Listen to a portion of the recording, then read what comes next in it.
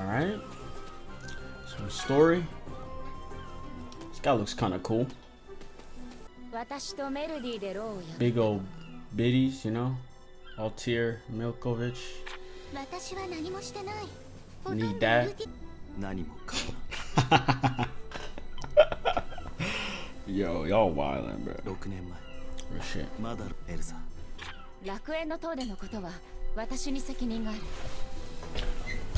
ジェラールは私が操っていたの。俺はローで一生を終えるか。 Is this canon? I don't really have a script for this video, right? I just got some notes that I was taking as I was playing. We're just gonna freeform this, bro. We're just gonna freeform this. But if I had to give you like a sentence summary of what we're gonna be talking about, right? I'd say this game is very nicely put together for an anime game, and it's the gameplay that is really what's bringing me back and making me want to play even right now, despite not understanding or caring for the story, right? This is a fairy tale game, but the gameplay is good enough to keep me. Put it like that. We just get right into things, you know, and to follow up from like the skip at the start of the video, right? The story. Like I said, I didn't really care for the anime, but the thing is, what I did like about the anime is the atmosphere, right? I like the way that the powers were. I kind of like the way that the whole world was set up. It was more so the animation, the voice acting, the way that it was progressing, bro. 6 episodes in, I'm like, I'm out. I'm like, I'm good. I don't need this at all.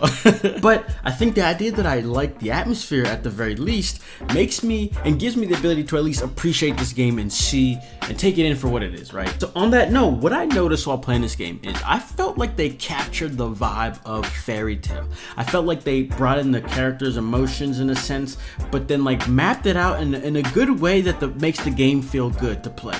It's like what I was saying, I was like, if it made me, as I played it, I'm like, I guess this is why I like to play anime games. Like, I don't like this anime, but the way that what it's doing right now, I can just feel like a fairy tale fan would really like this game, you know? It has a little bit of an SAO touch whenever you're playing through the story, right? Some useless missions, quests, should I say, that they have you do. Bruh.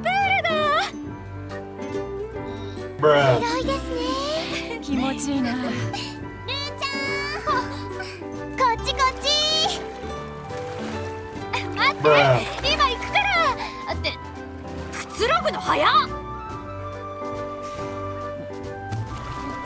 Yes sir, yes sir, yes sir, yes sir, yes sir, yes sir. But they redeem themselves by making it very short, and they actually have some type of reward, right? SAO, you got this like 18,000 maybe block of text for this side quest that has no relevance to anything.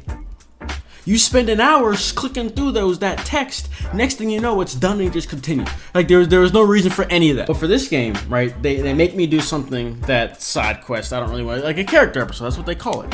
But it lasts like actually 3 minutes if you just skip the stuff. Like 3 minutes, and that's involved with walking to the area that maybe you need to find something, talk to somebody, whatever. 3 minutes. You go somewhere, you talk to somebody, you kill some things, and then immediately after everything, whether it's a side thing, whether it's a main thing, they give you the option to fast travel right back to the base or to wherever you need to go. You know, so it just makes it all so seamless and fast. So even if I didn't feel like doing it because it wasn't part of the main story, it was painless, right? It was painless. The last thing I guess about the story that it kind of bleeds into the gameplay, and we'll get into that, is the characters, right? Again, I don't know anybody, but I watched 6 episodes, so I have a slight idea for some characters, and through playing the game I can kind of see their personalities, and I felt like, again, they did a pretty good job at that. I don't know if they could mess that up, but something about it stood out to me, you know? I just felt like they were doing good with that, and it just felt great.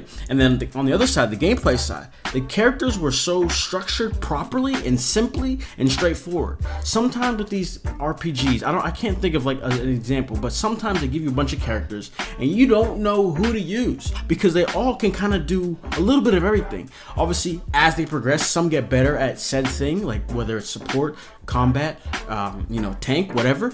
But for these characters, it was straightforward from the jump. From the jump, I knew was Urza. I knew she was mainly a tank. I knew the one blue-haired girl. I knew she was a straight-up buffing support, whereas Lucy was a more attacking support. You know, it was clear cut. So it made choosing my characters when they started throwing them at you very easy to decide who I wanted to use. That just speaks volumes to me. And so to get into the gameplay, combat, whatever you want to call it, right? So turn-based is what I meant to say. Very different from what we usually see in these anime games. And firstly, I mean, if you watch my 3 games you missed video, we talked about it. Turn-based is a better way to go sometimes with these anime games because we don't want the cookie-cutter arena fighter. It gets boring, it is uninnovative, it's just not good. So what I was thinking what was gonna happen was they would just kind of slap on a turn-based.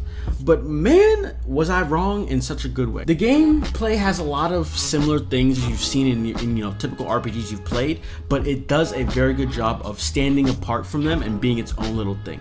I really like it. You know, I really like it. Like I said, it's the main reason why I'm still playing, because I have no business trying to understand this fairy tale story, trying to replay because I watched it. None of that, bro. I'm playing it because, firstly, shout out to Koei Tecmo for giving me a copy, but secondly, I was just trying. This gameplay is just keeping me. You know what I mean? DBZ Kakarot. Whenever I got that copy and I was making a video on it, that shit was a drag. I got past Cell or Frieza. I'm like, bro, I'm done. I'm not playing this game no more. This game, I'm gonna probably beat it. A little bit of a Pokemon feel, and when I say that, I mean, you know, you level up, you get new moves. Seamless, right? I didn't have to pick, I didn't have to choose, none of that. Just give me the move.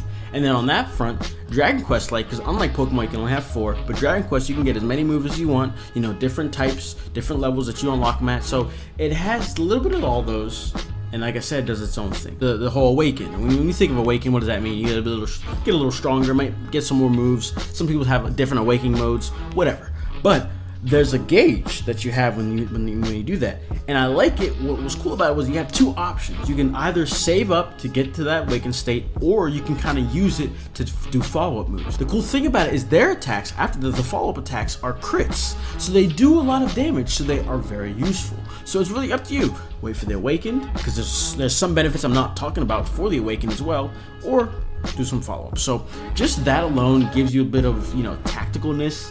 Options. I didn't ask for much for this game, and they gave me a lot more than I was looking for. So the boss fights have that good RPG feel, that RPG turn-based feel. You know, think of Persona. Think of a Persona level boss fight, and we're looking at some kind of there, right? If Persona's an A, we're looking at a strong C+ or a B-, you know, with this game's boss fight. So again, I wasn't asking for much, and they gave me something very enjoyable.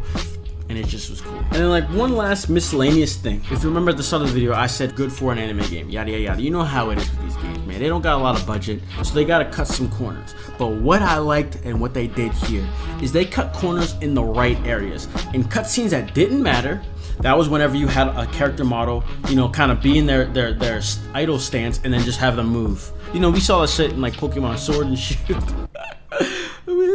Anyways, you see that happen in that game. Some other games that are just lower budget or just cut corners in a sense, they do that for the non-important cutscenes. The story-driven cutscenes, the ones that are kind of hype, I think, in the anime, whatever. You know, they had the right animation there. Again, nothing groundbreaking, no crazy animation, but it was enough. It was good enough. It had me engaged a little bit, and I could appreciate it a little bit.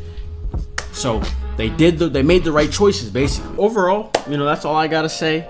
The game is fun, even if you don't like Fairy Tail.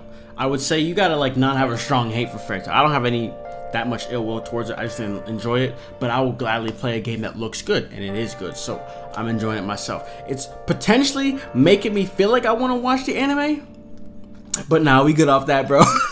I'm so good off that. I'm not watching that shit, bro. What? But other than that, that's all I gotta say. I hope you guys enjoyed this video. Be sure to subscribe, leave a like. If you have the game, let me know what you think. I think as a whole, we're all in agreement. This game is pretty damn good, right? Especially when you factor in for an anime game, it kind of blows the waters in terms of what we've been getting recently. But other than that, that's all I gotta say. Like I said, I hope you guys enjoyed, and I will see you all in the next video. Peace.